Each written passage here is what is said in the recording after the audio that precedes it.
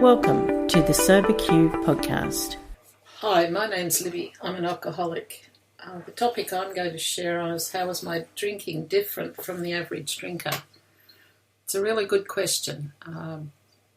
As a child or as a teenager, I was taught to drink responsibly by my parents. We were allowed a glass of wine with dinner, and we were shown how it was done. Unfortunately, my father died on the same weekend I started uni, and I didn't deal with that well at all. And the first party I went to where there was alcohol, and a lot of it, I drank a lot of it and realised that it numbed the pain. And that began a pattern that went on for many, many years. I don't believe I ever drank like your average drinker. I think I drank to escape. I drank to stop the hurt.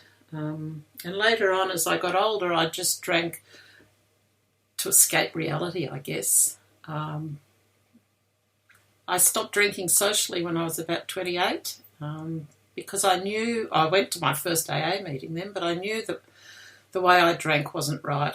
I had blackouts, I drove in blackouts, I behaved completely inappropriately, and I was very unhappy with it. But just because I stopped drinking socially didn't mean that I didn't have that thought in the back of my mind that if things got bad or I couldn't cope, I would drink again.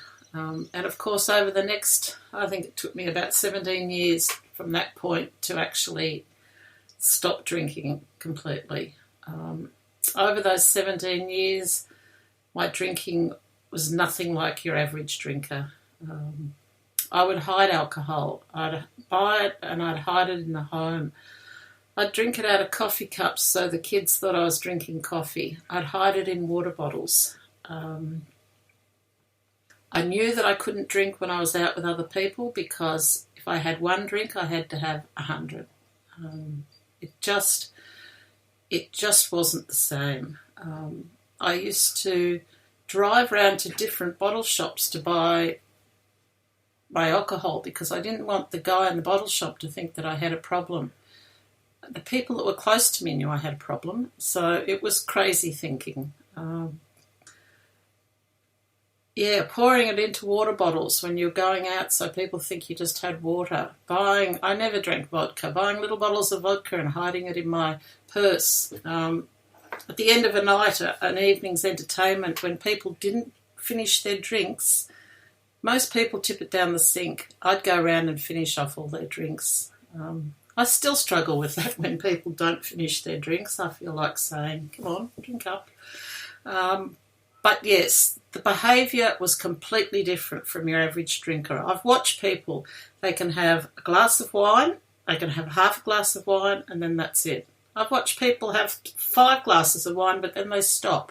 I never stopped. I never stopped till I blacked out and couldn't drink anymore.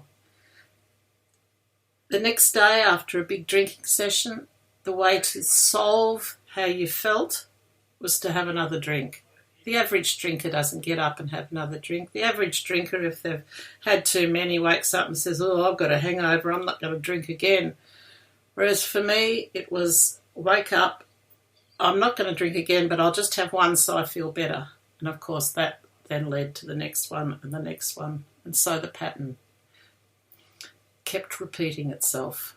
So my drinking behaviour, nothing like the average drinker.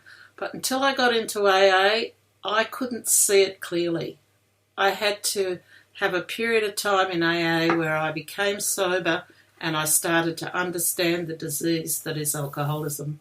And then I began to understand why I drank like I drank. Thank you. If you would like to share your experience on a recovery question, visit the SoberQ podcast website at soberq.com. Thanks for listening.